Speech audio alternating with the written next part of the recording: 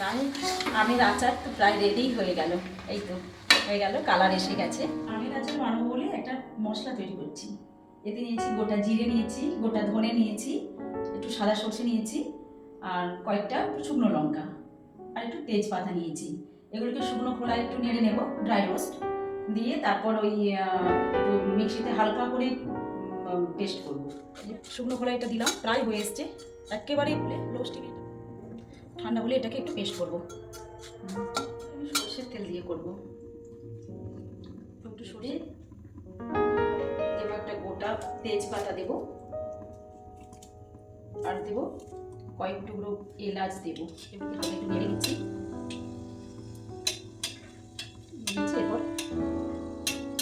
এবার আমগুলো দিয়ে দেবো। এটা গরম হয়ে যাওয়ার পরে আমগুলো দিয়েছি। এই আমগুলো আমি সকালেই কেটেছিলাম, কালকে গাছ থেকে পাড়া হয়েছিল। সকালে আজকে আমগুলো কেটে ভালো করে ধুয়েছি, ধুয়ে নুন মেখে একটুখানি রোদ দিয়েছিলাম। এই 3-4 ঘন্টা রোদ দিয়েছিলাম। আজকে খুব রোদ ছিল, 3-4 ঘন্টা রোদে মোটামুটি একটু যে হালকা শুকনো মতো হয়েছে, এটা বেশ ভালোই হবে।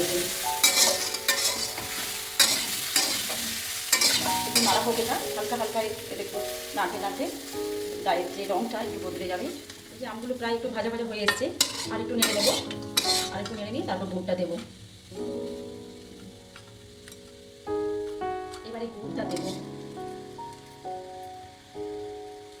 গুড়ে তো অনেক জল থাকে, আর আলাদা করে জল দেবো না। লাস্ট গুড়টা এখানে দিয়ে দিলাম। দেখছেন গুড় থেকে কতটা জল বেরিয়েছে, আলাদা করে জল দিতে লাগে।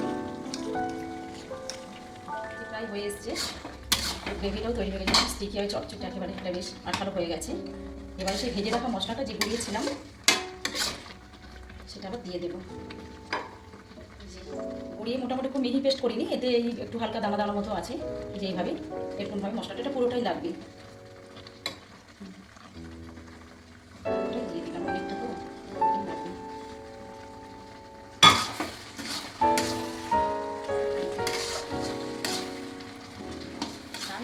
আমের আচার তো প্রায় রেডি হয়ে গেল। এই তো হয়ে গেল, কালার এসে গেছে। গ্রেভিটার কালারটা সুন্দর এসেছে। গ্যাসটা অফ করে দিলাম।